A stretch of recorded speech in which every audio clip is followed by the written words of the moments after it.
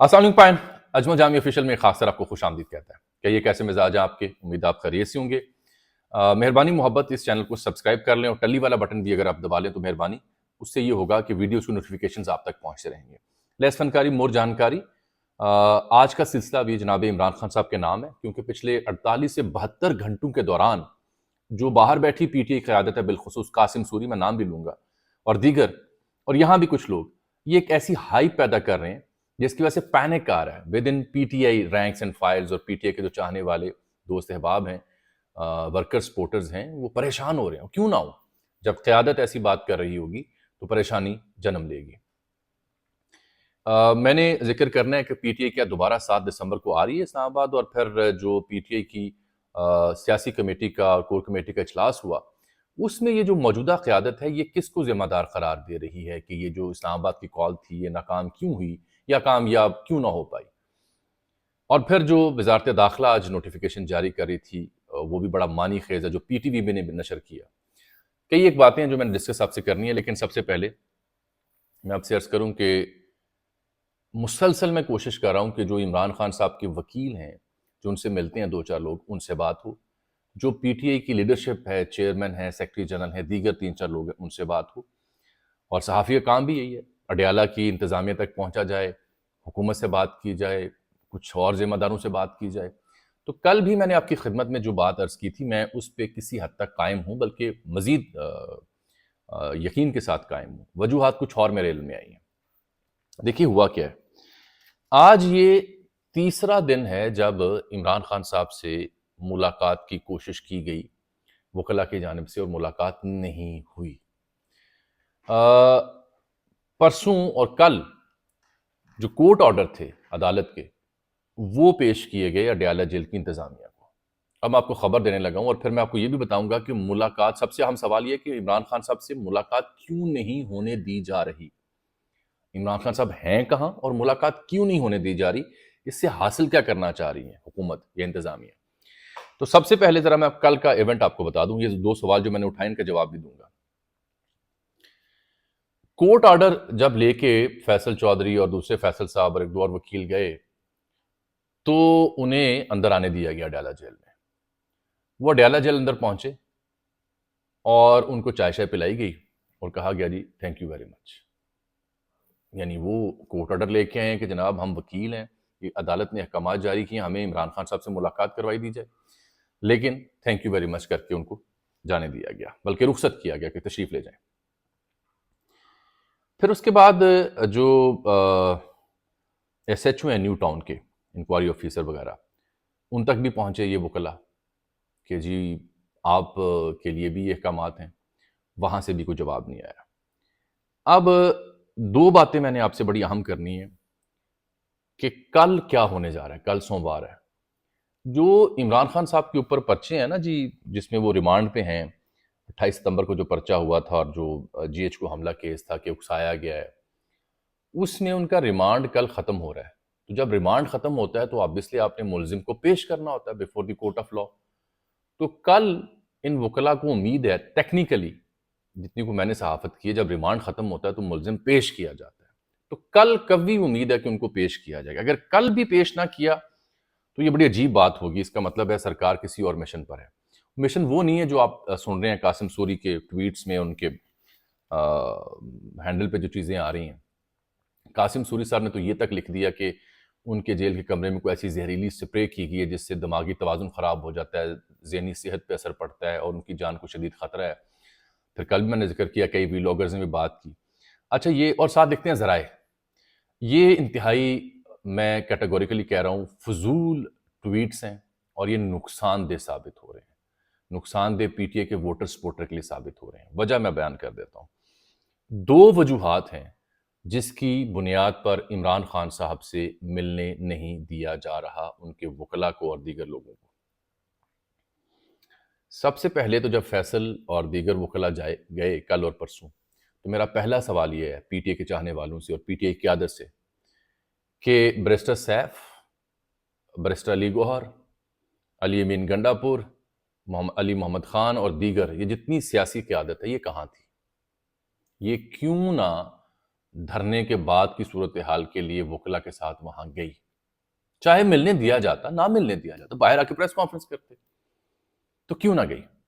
صرف وکیل ہی کیوں وہاں کھجل ہو رہے ہیں؟ ایک دوسری خبر جو میں نے کل دی تھی، عمران خان صاحب مصدقہ ترین میں معلومات سے کہہ سکتا ہوں پریٹی مچ ان اڈیالہ جیل، بالکل اڈیالہ جیل میں. یہ کہانیاں کہ وہ جی ایچ کے فلاں سینٹر میں اور اتنے بندے باہر کھڑے ہیں اور یہ ہے اور ان کو زندگی کو خطرہ لاحق ہے، ان کو سپرے دی جب ماری جا رہی ہے، کھانا نہیں دیا جا رہا، ان کو ایکسرسائز نہیں، سب جھوٹ ہے. دو وجوہات جو بیان کرنا وہ سن لیں کیا ہے. ایک ڈر اور دوسرا ہے پلان. یہ اب دھیان سے سنیے گا، جو مجھے سنتے ہیں ان کی مہربانی کہ میری بات دھیان سے سنتے ہیں، جذباتی نہیں ہوتے، کیونکہ ہمارے یہاں خبر ہوتی ہے، جانکاری ہوتی ہے، تجزیہ ہوتا ہے. ایک ڈر ہے کس کا؟ عمران خان کا. دوسری ہے حکمت عملی پلان.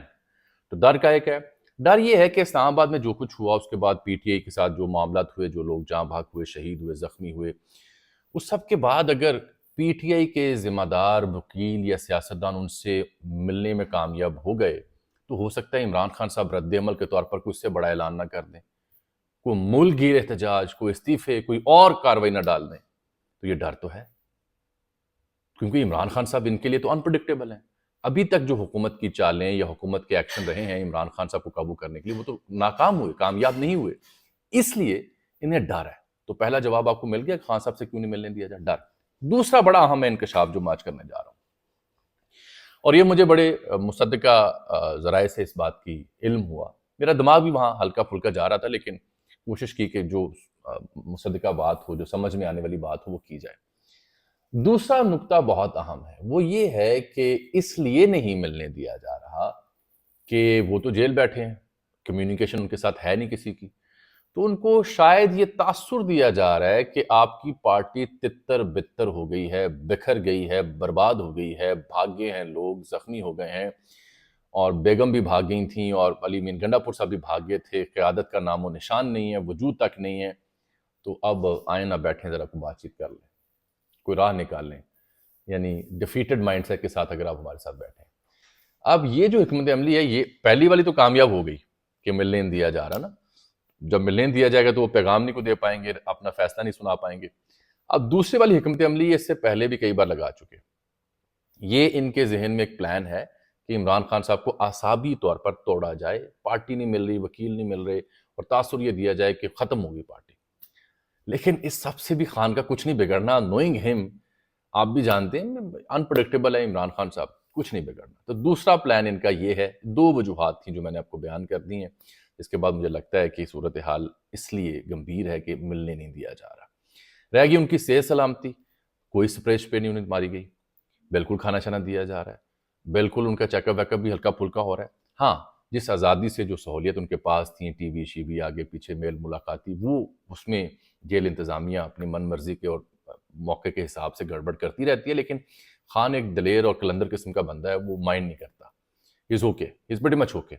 رہ گیا ان کا یہ خواب کہ خان ٹوٹ جائے گا اس سب سے. بالکل نہیں ٹوٹے گا. ٹوٹنا ہوتا تو بہت پہلے ٹوٹ چکا ہوتا. یہ خان صاحب کسی اور بریڈ سے ہیں، کسی اور طبیعت کے ہیں، کسی اور مزاج کے، اور اب تو وہ اس حالت میں پہنچ گئے جو جملہ بار بار بیان کرتا ہوں، he got nothing to lose. یہ تھی صورتحال کہ خان صاحب سے ملاقات کیوں نہیں ہونے دی جا رہی، اور اس کے پیچھے حکمت عملی ہے کیا. میں نے سوال یہ اٹھایا کہ خان صاحب سے ملاقات کے لیے وکیل ہی کیوں جا رہے ہیں؟ سیاسی جماعت کے رہنما کتھے غائب نے، انہاں نوں لبو، یہ کیوں نہیں جاتے؟ کمپرومائز ہیں کیا؟ ایک اور کہانی سنیں. یہ جو ان کی پشاور میں ہوئی نا ملاقات، اس ساری صورتحال کے اوپر پی ٹی اے کے جو دستیاب قیادت ہے یہ بیٹھی، آپ کو پتہ ہے وہاں پہ ڈسکشن کیا ہوئی؟ ہمارے صحافی دوست ہیں احتشام بشیر، انہوں نے ایکسپریس پہ سٹوری بھی ڈالی، لیکن علم تھا مجھے، میں نے ایک دو ذرائع سے کنفرم بھی کیا.